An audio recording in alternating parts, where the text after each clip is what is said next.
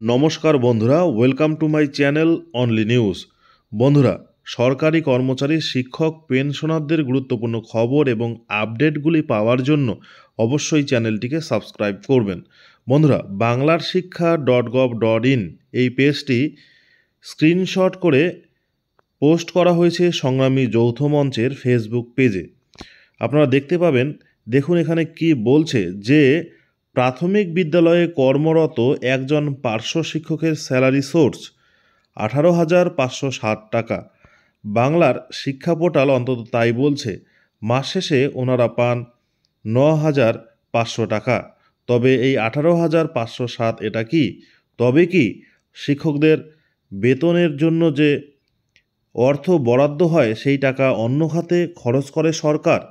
শিক্ষকদের বেতনের টাকা কি চুরি করছে? চুরি করে অন্য খাতে ব্যবহার করা হচ্ছে? এ নিয়ে ইতিমধ্যেই কিন্তু শোরগোল উঠেছে। সংগ্রামী যৌথ মঞ্চের ফেসবুক পেজে এই পোস্টটি করা হয়েছে। দেখুন, বাংলার শিক্ষা .gov.in এই পেজে দেখা যাচ্ছে পরিষ্কারভাবে। দেখুন, এমপ্লয়ি নেম এখানে মুছে দেওয়া হয়েছে, এমপ্লয়ি কোড মুছে দেওয়া হয়েছে ব্যক্তিগত কারণে। দেখুন এখানে কি বলছে, ডেজিগনেশন প্যারা টিচার, আপনারা দেখতে পাচ্ছেন এখানে ডেজিগনেশন প্যারা টিচার এবং স্যালারি সোর্স যেটা বলছে, দেখুন 18,560 টাকা।